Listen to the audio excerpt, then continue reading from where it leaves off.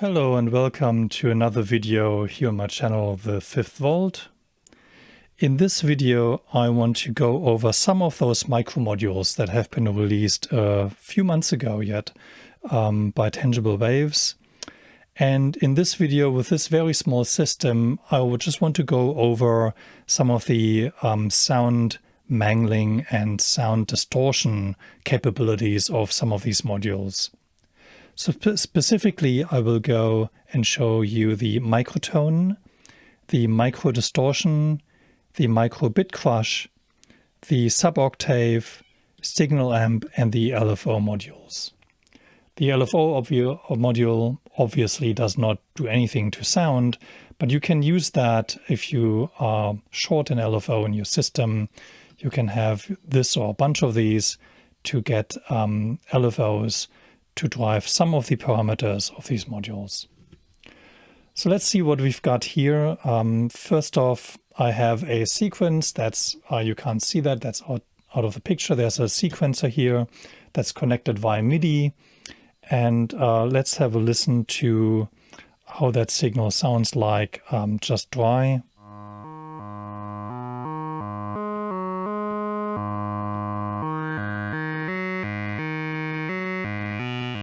Obviously, I have the beautiful wasp filter here, which adds quite a bit of character to the sound anyways. But let's see what we can do with these sound mangling modules to make that sound even more interesting.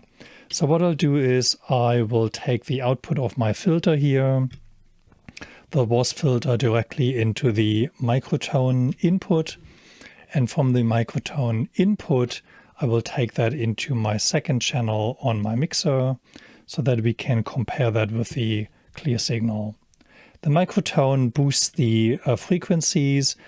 These are the low frequencies or the high frequencies, and you can change that with these knob positions. Very simple.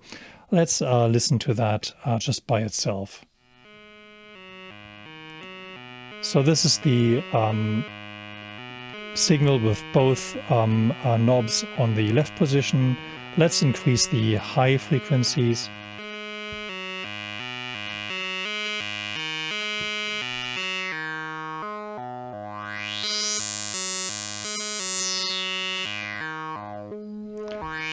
It's a very nice and thin signal here. So let's take that to the middle position maybe and increase the low frequencies. And just a word of warning, that actually increases the volume quite a bit. So as I'm increasing the low frequencies here on the module, I also decrease the volume at the same time. Otherwise, it will blow my ears.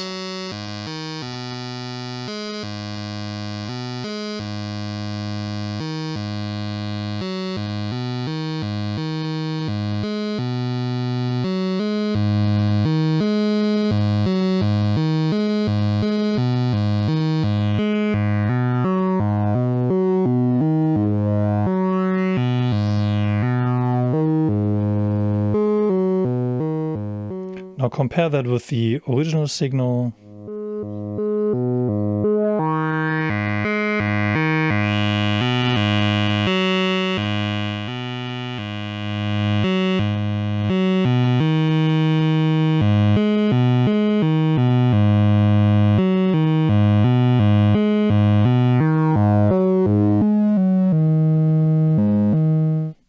It's a really nice boost of these frequencies, and I think you can shape the sound quite nicely with that.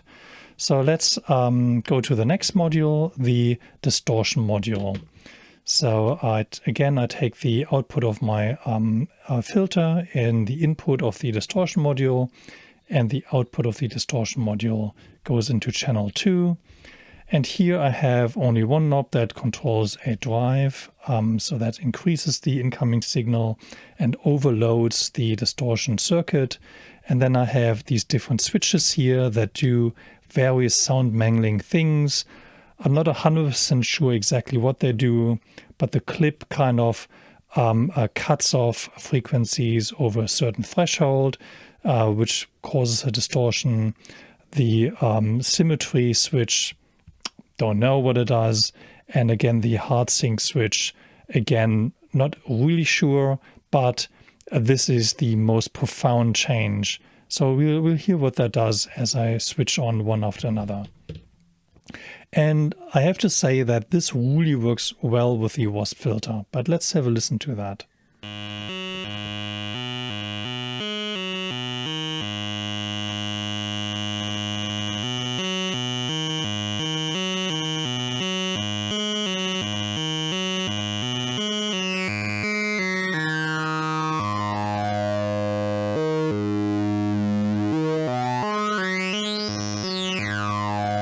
That's a nice effect. Now let's listen to the same thing with the clip switch on and increasing the drive.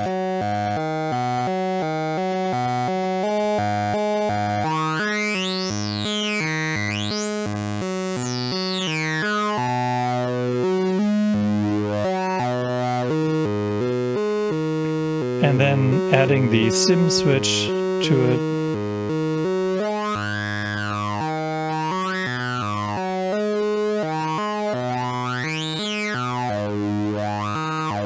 And lastly, let's add the hard sync.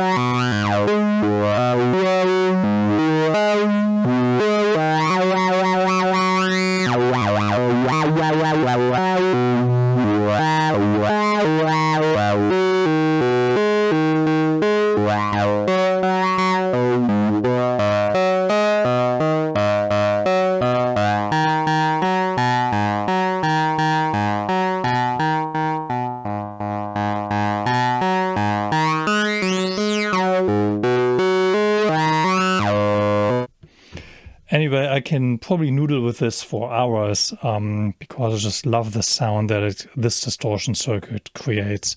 So yeah, try that out. And let's move on to the next distortion module. So instead of going down, I will go to the signal amplifier, because the good old simple signal amplifier also is fantastic for oversaturating the signal and creating great distortion. So let's just hear what happens when I slowly increase the level on the channel 1 here. So there's nothing, and then I slowly increase that.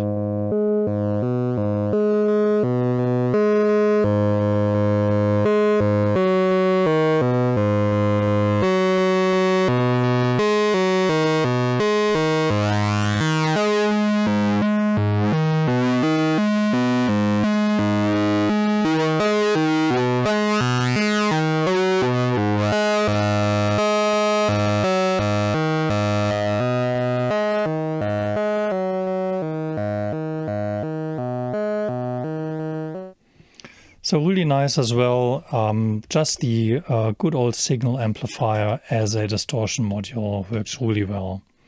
So let's move down to the BITCRUSH module.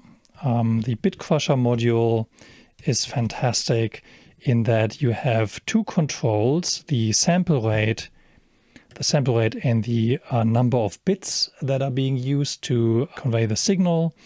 And you can apply control voltages to change each of these values as well. So at first, let's turn the knobs and see what happens. And then we will apply 1 or 2 LFOs to these to really distort the sound even more. So let's just hear again the signal in clear.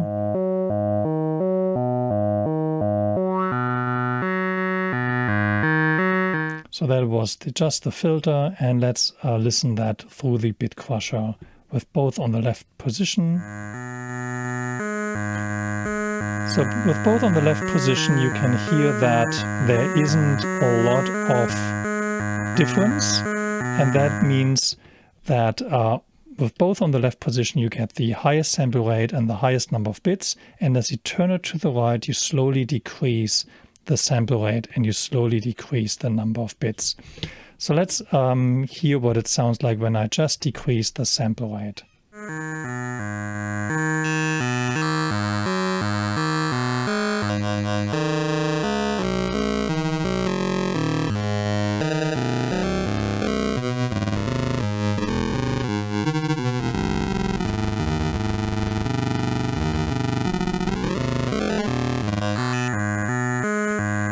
Now the great thing is that this sounds really nice when you add the clean signal to it as well. Then you get some kind of a chorus effect. So let's add that here.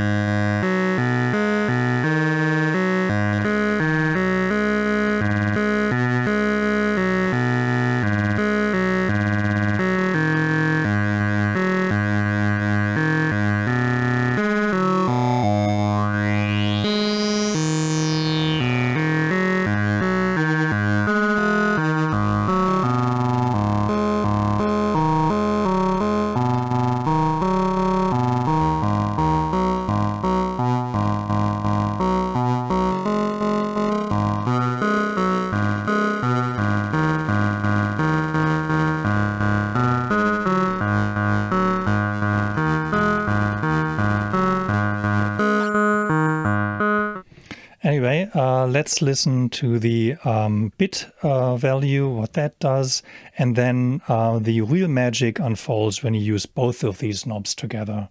So let's listen to that first solo.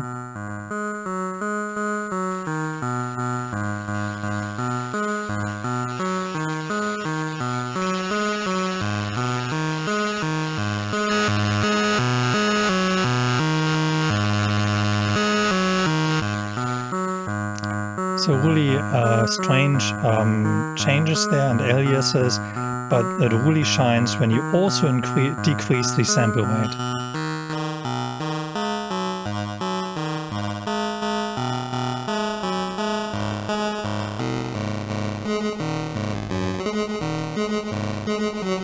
And now let's mix the clean signal.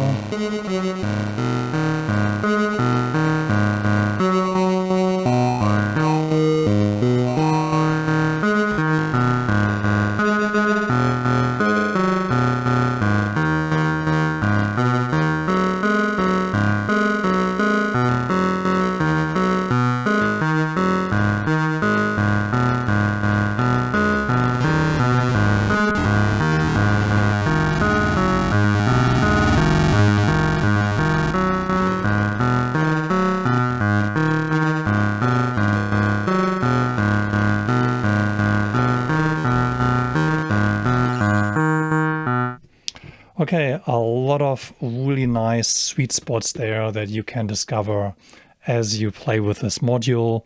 But the really cool thing is really the CV, where you can just apply an LFO. So let's take the output of this LFO, the micro LFO here at the top, and put that into one of these values. Let's say we change the sample rate, which is the value at the top here. And we have a very slow LFO here, and let's see what that does if I have the bit rate on, let's say, the center position.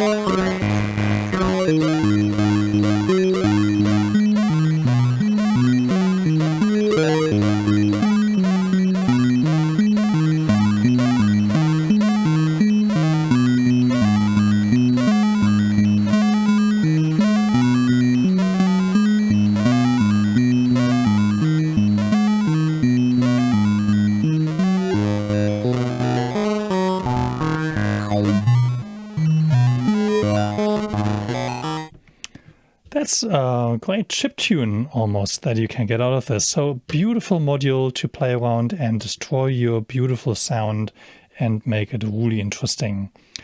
Now the last module that I want to show is the suboctave module here at the top. Now the input here is probably best to be taken directly from the VCA output and not from the filter like I did with all the other ones. And that is because in this case, it's better to have a cleaner signal going into the suboctave rather than a filtered signal. So whereas in all the other modules, I used the output of the filter and really got some really great sound mangling from that. With the suboctave module, it's really best to get the output clean from the oscillator, or in this case, from the VCA, the amplifier VCA as well. So what this does is it takes the input signal and the first output, the mix output, mixes the first suboctave and the second suboctave into the signal with these two knobs. Let's have a look and listen to the clean signal here. So this is the output of the mix, and it's getting the clean signal in, and then I'm slowly dialing in the first suboctave.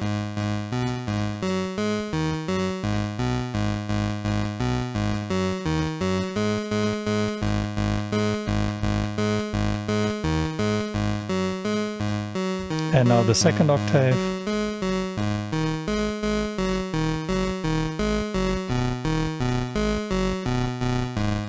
And both together.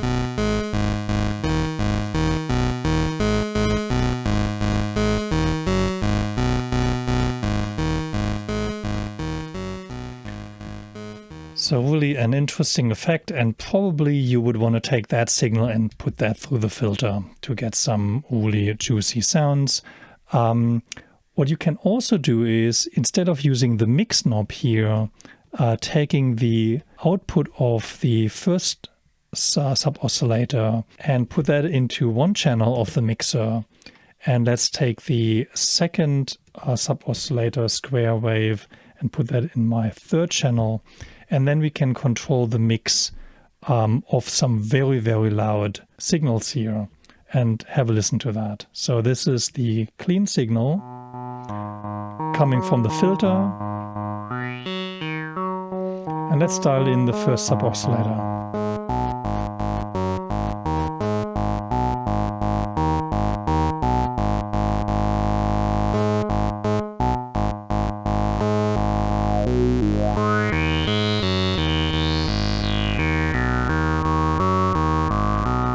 And the second.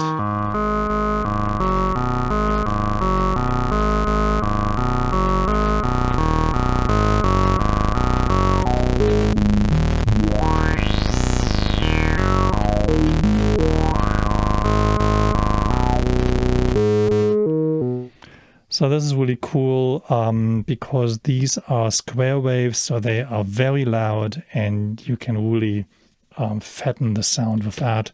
So the third output, or the fourth output on this module is a pulse wave from the second sub-oscillator. And let's have a listen to that as I put it into channel 2 on my mixer.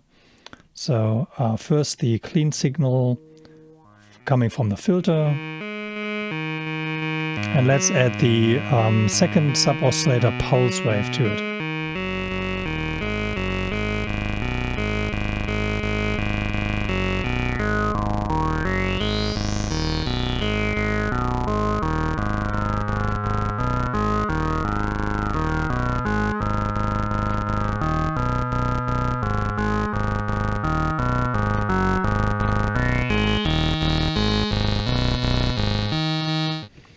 Interesting thing, and I'm pretty sure that if you combine that with any of the other distortion modules, you get some really, really cool sounds out of that one.